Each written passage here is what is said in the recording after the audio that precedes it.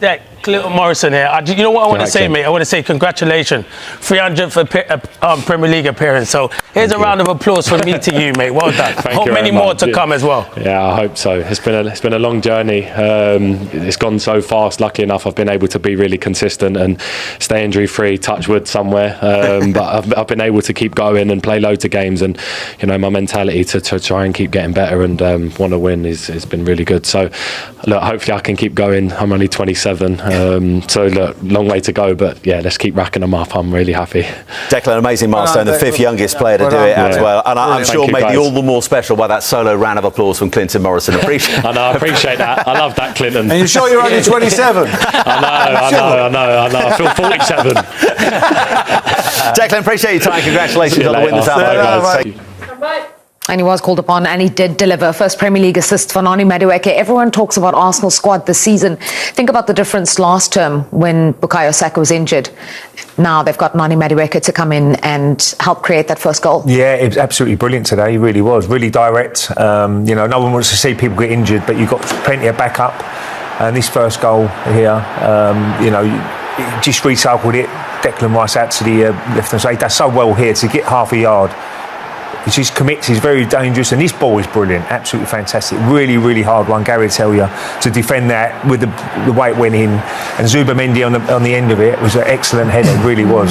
Just looking at it from a defensive point of view, you just see Groove then. I think he looks, you can see he's took a look, and he just needs to drop in. I think he needs to react once he's seen it, fill that space, which ultimately is left. You know, and if Zubamendi didn't score, I'm sure Kai Havertz was going to. So, yeah, just drop in that front post space.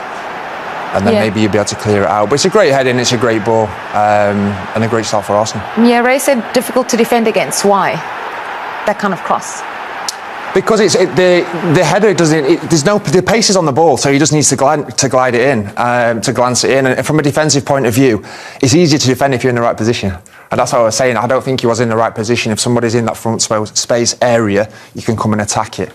But it's difficult when players are running across you and all they need is that little glance because the pace is already on the ball. If they were disappointed with the defending at that goal, it would be even worse for the second one, which is an own goal by the goalkeeper, Darlow. Let's take a look at this moment. And Gary, we can stick with you. You can tell us everything that's gone wrong from a Leeds perspective. Oh, again, another set piece from Arsenal. They're so strong. I just feel that the goalkeeper, Darlow, has got to do better. I think with the flight of the ball, he needs to read the flight of the ball and just come and take it. Be dominant, come and collect it, scream his head off, let the defenders know that he's there and just deal with the situation. I mean, the second phase of this is Calvert-Lewin. Obviously, there's a striker in that position. He's not a natural defender. Get your head on the ball if you can and have the argument after. But ultimately, for me, the keeper will be disappointed, I'm sure. He just needs to read the flight of the ball and come and collect that. But for Arsenal, own goals at it again. Yes, absolutely. And it was a brilliant ball in, though. It really was. You know, the way he whips into that front post, it's difficult to defend. But he's got to take out his defender as well there. He's got to get something on that. And it was a poor goal to give away. But Arsenal take it and move on. And, you know, 2-0 half-time, they're pretty happy how that first half went. Well, into the second half then, and Gyökeres makes it 3-0. A great ball from Martinelli, who came on and got involved in the action. Well, that's the difference. I was talking to Gary earlier. I mean, the bench, the guys come on as well, and Martinelli got so many options. He does so well there, just to get that little toe on it, to keep it in, and then he whips it back on his left foot. And to be fair, Gyökeres, he's had his critics, but he made a really good run here to get across to Bogle. I just think from a defensive point of view, Goodmanson, I think he just needs to hold his position. I think he's edging to come out to Timber, isn't he? If he just stays in position, I think the more dangerous ball that's going to hurt you is through the middle. Stay in position, let that ball go to Timber, and then you can come across and the defenders can slide across. He goes early and leaves that space, but the delivery is great, and Bogle just gets the wrong side. It's just that split-second movement. It is. Yeah. You can see it. He's in front of him now, and he does well there. To be fair, it looks like he's been pulled a little bit, but he gets a volley on it and into the back of the net. And that was a big goal for Arsenal because at that time Leeds were really pushing to get back into the game, and the crowd were really responding to the Leeds dominance.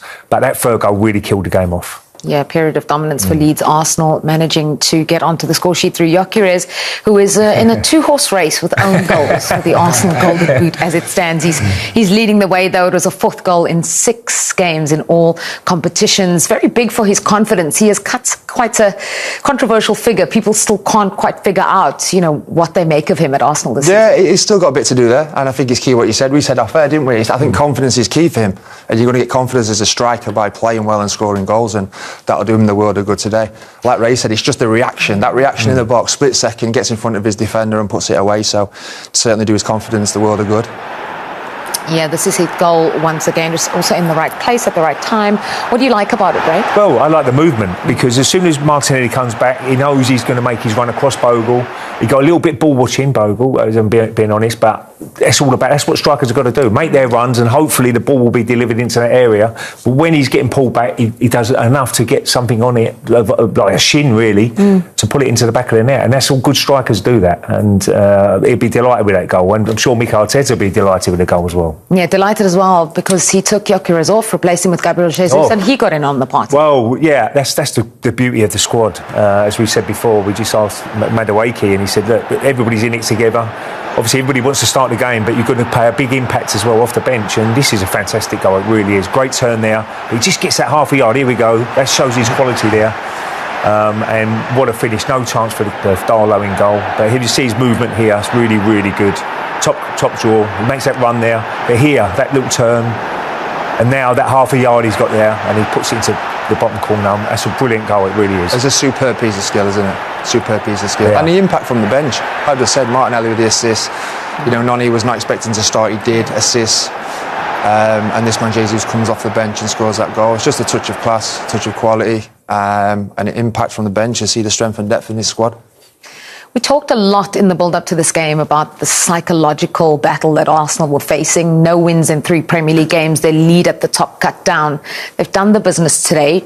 Put this win into context for us in terms of their response and the fact that they're now 7 clear and they can watch tomorrow. Yeah, they're at arm's length again now, aren't they? And they need a job to do. I'm sure they felt the pressure leading into this game. It's not always a bad thing to feel the pressure, the responsibility to go out and win. And they did that in style. So credit to Arsenal.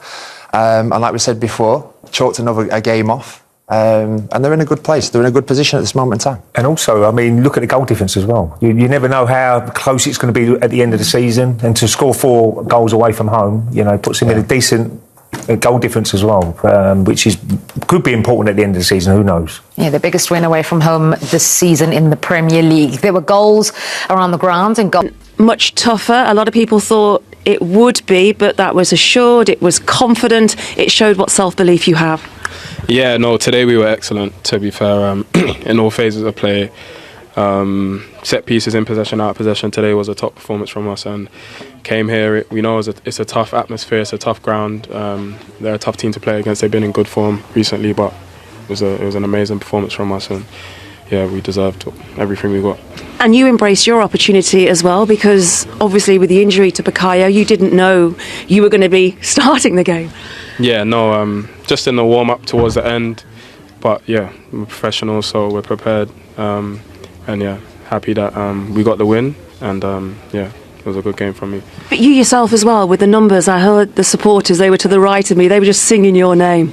Yeah, no, I appreciate that, man. That's obviously it means a lot to our team that they come over and so long away from home, but they come and support, and we had them the whole 90 minutes and it really pushed us on. So yeah, they were top today. What does this do for you as players? Because it's not just the players out on the pitch, is it? The 11 who play regularly. It's the squad, it's the balance, it's the mood. Yeah, no, we've been fighting on all 4 fronts since the start of the season, so everyone knows they need to be ready. Everyone's contributing a lot, so yeah, I think it goes without saying that all the players are ready, and when they're called upon, try and do their best for the team. Is it just about regulating? I talked about it pre-match to Declan Rice. Is it just about regulating the mindset? Yeah, no, for sure. I think every single game or every few days you got to be ready to perform, because even if you don't play on a Wednesday, you might have to play on a Saturday, and then we got another game on Tuesday. So Champions League, all the cups. So it's just about staying locked in and staying in that zone that when you're called upon, you're ready to deliver. Good stuff. Thank you. Thank you.